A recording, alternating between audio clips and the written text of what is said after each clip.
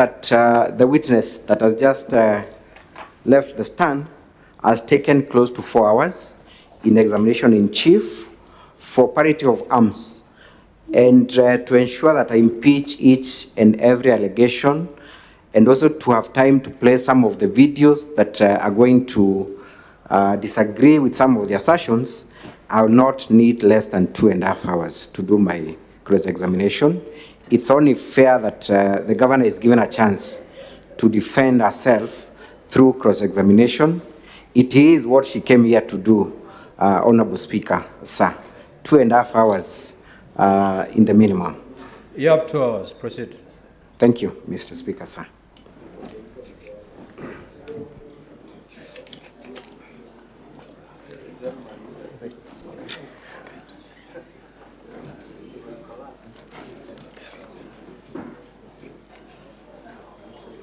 Mr. Mawira, good evening. Good evening, Council. You are the mover of this motion. Yes, I am. That so the governor get impeached at the county assembly. You have accused the governor of misappropriation and misuse of county resources. Specifically, you accuse the governor of, among other things, embezzling county funds through her sisters, namely Rose Kenya Gwantai, Miriam Gwantai, brother Kenneth Gwantai, Murangeri, brother-in-law Nefat Kenywa, and the nephew to the governor's husband, that is Edwin Mutuma Murangeri. Those, you call them the governor's relatives. Is that your position? Yes. Confirm that in your notice of motion for impeachment, at no time did you term one Kadhure Rukaria as a governor's relative. I did not. You did not. Neither did you term one Jane Karemi as the governor's relative. I did not. Thank you. Let us go to, I will come back to Rose and Kenneth and Miriam. But let's go to Nefat Kenywa. It was your assertion that Nefat is a relative to the governor. Sorry? You did tell the county assembly and the members of the Senate that Nefat Kenywa is a relative to the governor. Yes, in relation to that, they have an affair with the governor's sister. I want you to read page 6 of your notice of motion. How do you describe Page? Nefat Kenywa? Page? Page 6. We're talking about Nefat Kenywa, not Edwin. How do you describe Nefat Kenywa? Paragraph? It's that's page 6 of volume 1 of the county assembly's document. How do you describe Nefat Kenywa? Brother-in-law. Brother-in-law. Yes. What would that mean? That Nefat is married to one of the governor's sisters. Yes. Is that still your position? It is. What is the evidence you brought before the county assembly and before this Senate to confirm that Nefat Kenywa is married to Miriam? I said it is in public knowledge, and it is also alleged that when they traveled to China, they spent in one room. So there are two sources of information, what you call public knowledge and public knowledge, and also pictures circulating on social media. Have you brought the photos that circulate on social media? I have them, maybe. Have you brought them to the Senate? I have them, but unfortunately they were not adduced to... You did not. And this other source called public domain, have you brought that public domain to the Senate for the Senate to be able to confirm that fact? Anyone in Meru knows that who can confirm it's true. Anyone in Meru. But with the senators here, know that Nefat is the husband to Miriam. I'll share the photos that I have with the senators. So you have no evidence whatsoever before the Senate, neither did you produce any evidence at the county assembly to prove that fact. Yes or no? Sorry?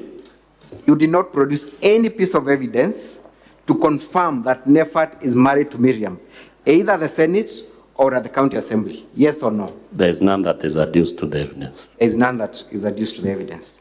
So then that assertion remains unsubstantiated. It is substantiated from my knowledge and public knowledge.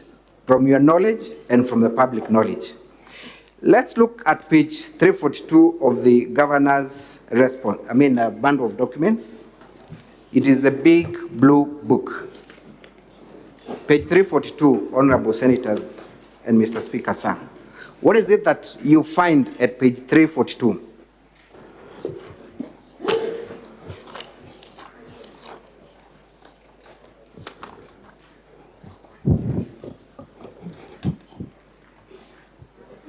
Is a certificate of marriage. It's a certificate of marriage. Yes. Who are the parties to the marriage? Nefat Kenywa and Winfred Kenya. Repeat that again. Nefat Kenywa and Winfred Kenya. To the best of your knowledge, is that a monogamous or a polygamous marriage? Sorry? Is that a monogamous or a polygamous marriage? To the best of your understanding. It's monogamous Monogamous is one wife, polygamous, many wives. It's a monogamous marriage. Monogamous marriage. Are you aware or are you alleging that Nefat is divorced? I've not alleged so. You have not alleged so. So in the wake of that marriage certificate, which is a government confirmation and your public domain and rumors on social media, do you still want to stand by your position that Nefat is married to Miriam? They are both valid. They're both valid. Between the two, which one do you want the Senate to take? Evidentiary, material, and your rumors? No rumors, but I'll leave that to the discretion of the senators, honorable senators. Mr. Mawira, I want to put it to you that you lied to have the governor impeached by purporting that Nefat is married to one of her sisters. What do you say? It's not true. It's not true. Let us go to Edwin Mutuma Murangeri. You again allege that this gentleman, Edwin Mutuma, is related to the governor. How Yes. are they related? He's a nephew to the spouse of the governor. Nephew to the spouse of the governor. And the spouse to the governor is one Murega Baichu, correct? Yes. When you talk of a nephew, you then purport that Edwin Mutuma is a son to either Murega Baichu's sister or brother. Is that my understanding? Yes. Who is the mother to Edwin Mutuma Murangeri? I cannot confirm the name. Who is the father to Edwin Mutuma Murangeri? I cannot still not confirm the name, but I know them physically. You know them physically. Yes. How is this Senate supposed to know their relationship if you cannot even tell the brother or the sister who is the parent to Edwin Mutuma? Is there a way of telling from your evidence? Of course, I can tell Of course you can because I know them physically, that is. You know them physically. Did you produce any evidence at the county assembly to support your allegation, even mentioning by name alone the parents to Edwin Mutuma who are siblings to the first gentleman? No, I didn't. You did not. So again, that allegation was false and unsubstantiated. You would agree with me? No. You would not agree with me?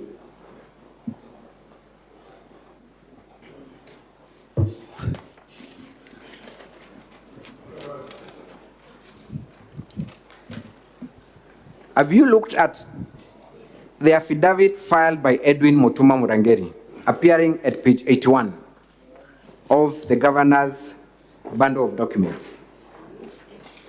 That it is appearing at page 81, honorable members, of the governor's bundle of document. Response rather, sorry. Yes, 81, page 81 of the governor's response. Senator Boni, approach the chair, please. Proceed. Thank you, Mr. Speaker, sir. At page 81 of the governor's response, no, that is not the one.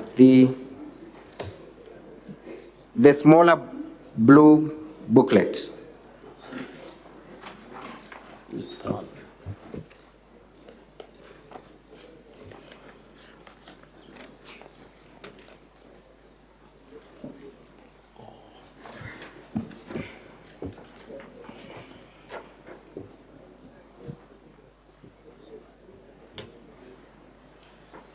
Whose affidavit is there, appearing at page 81?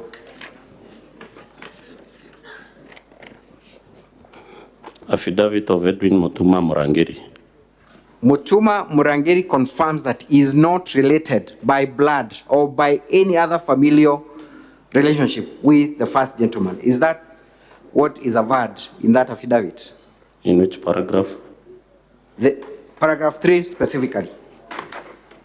Can you read for us paragraph 3 of that affidavit? That I hereby depone that I have no familiar ties with Her Excellency Honorable Governor Kawira Mwangaza, neither am I a nephew and or related in any other manner with the governor's husband, Morega Baichu, as alleged in the impeachment motion. Have you filed a counter affidavit to dispute what appears on oath by one Edwin Mutuma? No. You have not. Do you know when Edwin Mutuma was employed by the county assembly, by the county government of Meru?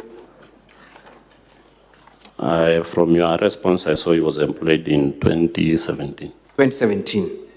Was Honorable Kawira the governor in 2017? Of course not. Of course not. So the governor could not have influenced the employment of this gentleman. The allegation is not in regards to the employment of Edwin as an auditor, but as the acting CEO of MYS and the chief of finance. But you called him a relative to the governor. Yes. Let us go back to Nefat Kenywa. When was Nefat Kenywa, who we've confirmed is not the husband to Miriam, employed by the county government of Meru?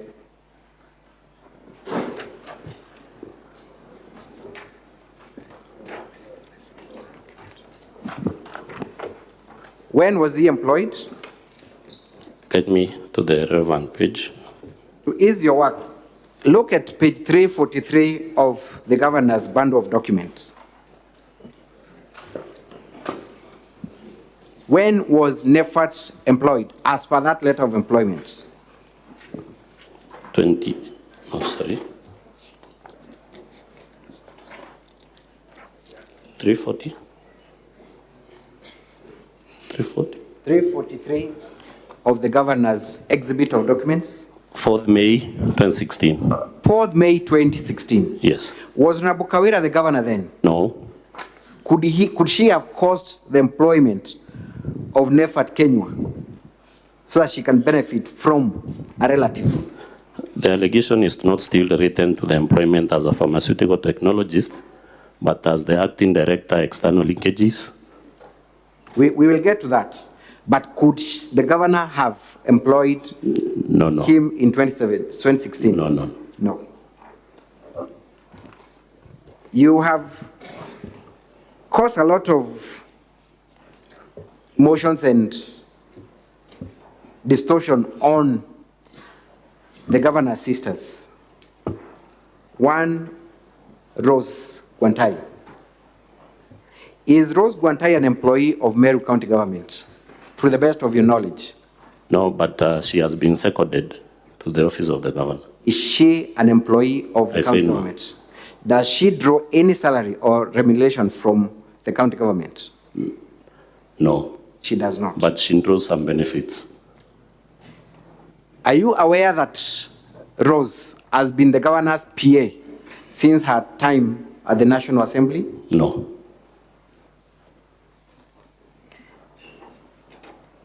Would it shock you to know that Rose has been the governor's security since her days at the National Assembly?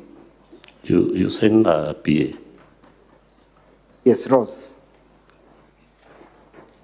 I'm confused, Honorable Speaker, because the council indicated that Rose is the PA and now he is also indicating... Sorry, I'm talking about Miriam. Council, just repeat the question to the Yes. witness. Would it shock you to know that Miriam Gwantai has been the governor's PA since her days at the National Assembly? I didn't. Do you know that for a fact? I'm not aware, Yes. but I know that she is currently the PA to the governor. I refer you to page 1 of our bundle of documents. Do you see a document appearing therein?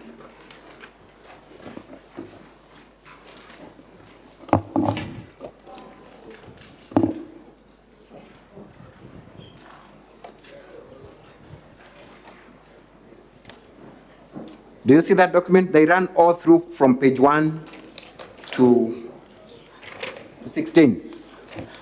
Do they concern the issue of appointment of Miriam as the governor's PA?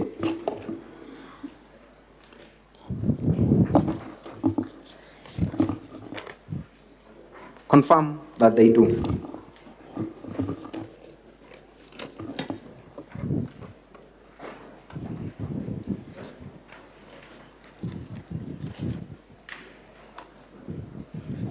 Yes, they do. Thank you. Let's go to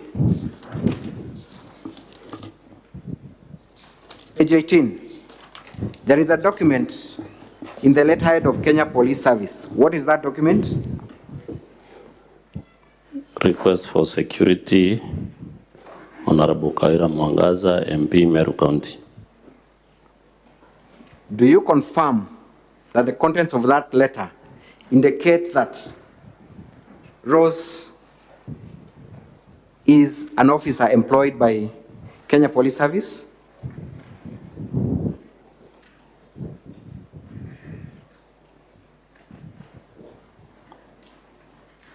Yes.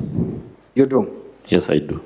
So it is then not right to try and distort facts and purport that the governor has employed her sisters in the county government. There is no in the motion that I've indicated that the governor has employed Rose in the county government of Meru.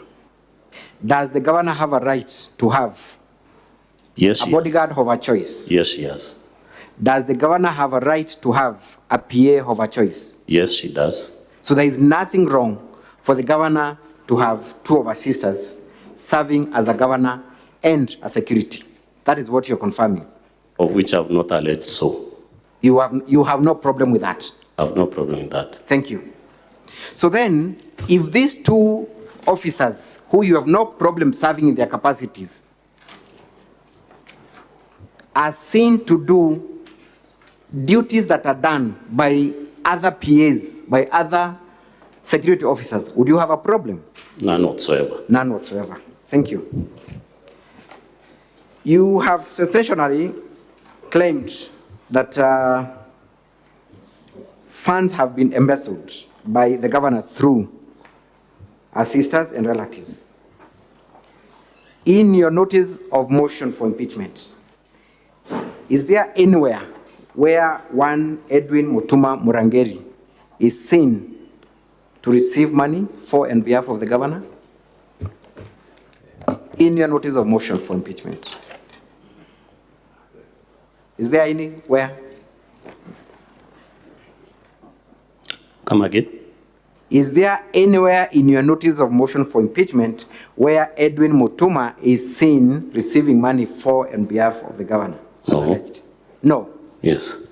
So when you said that the governor was embezzling funds through one of our relatives called Edwin Mutuma Murangeri, you lied. Edwin Mutuma Murangeri is not a relative in isolation. The other relatives who have been I am specifically asking about one relative, Edwin Mutuma. Is there anywhere in the IFMIS or anywhere in your evidence where Mutuma Edwin receives money? No. No. So then you lied when you said that this gentleman, number one, was related to the governor, and number two, that he was used to embezzle funds. No. You did not lie. Yes. Let us go to Nefat Kenywa. In which office is Nefat Kenywa, who we have confirmed is not the husband to Miriam, serve? In which office does he serve? He was designated to serve in the office of the deputy governor. The deputy governor. Then later he was also appointed in an acting capacity as the director external leakages. You confirm that the letter appearing at page 345 shows the position which Mr. Nefat Kenywa serves.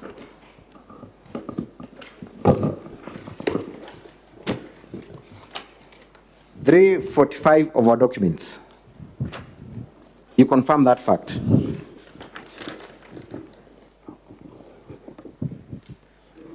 Yes.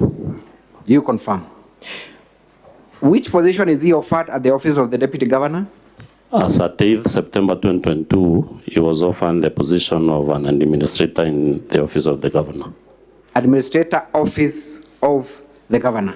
Yes. Now, your own evidence, and before we go to your own evidence, Mr. Mawera, you do not have a background in finance, do you? No. You do not. You also have not trained in auditing or accounting. Yes. So then your interpretation and application of figures, finance, is that of an amateur. We agree, just like me. It is not the opinion of an expert. It is not, but it is not an opinion of an expert. It is not, but for this motion, we consulted our financial experts in the assembly. Your financial experts, have they filed a report? Sorry? Your financial experts, have they filed a report? No. As a matter of fact, you have a finance committee. Yes. Did the finance committee generate a report touching on the usage of funds that you have talked about today? They sought a clarification from the CCM Finance, who declined to avail the same to the assembly. Mr. Mawera, you have provided an extract of IFMIS. Yes. That is what you've relied on to show that the governor has embezzled funds. Of course, yes, because there was no alternative source of information since the CCM Finance refused, after a request from the assembly, to give a clarification. So are you impeaching the governor because you did not get a clarification, or because you are convinced that the governor embezzled funds? Of course, if we are aware, you hold information that is helpful to this matter, and if the contrary, you decline to give the same information, then we infer that whatever you have is true. So you inferred? Yes. There was no conclusive determination that there was embezzlement of funds. We should be clear on that. There was never a contrary opinion from the governor's office. Contrary opinion. Neither was there any confirmation. Isn't it? From who? From an expert? From a committee of the House? From the Auditor General?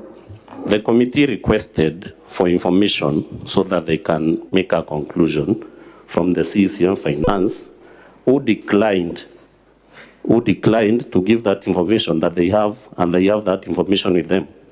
Thank you. As the Controller of Budget flagged any of the entries as being inappropriate? It is not the duty of the Controller of Budget. Has the Controller of Budget, to the best of your knowledge, flagged any of those? There is a report that came out last week. Was any of the expenditures flagged out, to the best of your knowledge? Flagged out on what? On misappropriation of funds. The Controller of Budget does it flag. Was there or was there any flagging of any expenditure as being misappropriate or not? I'm saying the control of budget doesn't flag misappropriation of funds. Honorable Evans, please proceed to answer the question as asked. Well guided, Mr. Speaker, sir. Thank you. Mr. Mawera, I also want you to confirm that the basis of your claim for embezzlement of county funds and withdrawal of county funds is based on a complaint by one Salesio Mutuma. You have relied heavily on that complaint. Yes, because the complaint was addressed to the Assembly through a petition, in form of a petition. Was it addressed to the Assembly or to the EACC? It was addressed to different bodies, even the Senate has a copy, and also the copy was sent to the Assembly. And we look at the document appearing at page 1.